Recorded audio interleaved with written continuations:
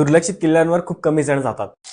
आपले जे फेमस किल्ले आहेत, राजगड, तोरणा आणि रायगड, अशा किल्ल्यांवर खूप जण जातात. कारण आता इंस्टाग्रामवर आणि सोशल मीडियावर ह्या गोष्टी खूप फेमस होत आहेत. जो आपला रतनगड हा किल्ला होता, त्यावर आधी कोण जात नव्हतं. जेव्हा तो कारविनच्या ज्या गोष्टी आहेत त्या सगळ्या इंटरनेटवर स्प्रेड झाल्या, तेव्हा तिथे खूप जण जायला सुरुवात झाली. पण अजूनही असे बरेचसे किल्ले जसे की तळागड असेल, बिरवाडीचा किल्ला असेल, कांगोरी किल्ला असेल किंवा दापोली मधला जो समुद्रामध्ये सुवर्णदुर्ग आहे तो किल्ला असेल, तर अशा किल्ल्यावर खूप कमी जण जातात. त्याचं कारण असं आहे की तिथे ऍक्सेसिबिलिटी नाहीये. जसं आपला जंजिरा किल्ला आहे, त्या किल्ल्यावर जाण्यासाठी तुम्हाला जेटी आहे, त्यामुळे तुम्ही तिथे इझिली जाऊ शकता, कारण तिथे पर्यटन वाढलंय. पण हे जे सुवर्णदुर्ग सारखे जे किल्ले आहेत तिथे फार जण जात नाहीत. तुम्हाला तिथे जायचं असेल तर स्वतःची प्रायव्हेट जेटी करून जावं लागतं आणि इतका खर्च फार कमी जण करतात. आणि त्यामुळं जर आपण अशा अनएक्सप्लोर्ड किल्ल्यांवर गेलो तर तिथे पर्यटन वाढेल आणि पर्यटन वाढल्यामुळे तिथे लोकांचे उद्योगधंदे वाढतील आणि त्यामुळे त्या किल्ल्यांना पण फायदाच होईल. बरेच जणांचं असं दुमत असू शकतं की तिथे गेल्यावर लोक खराब करतील, वास्तू खराब करतील,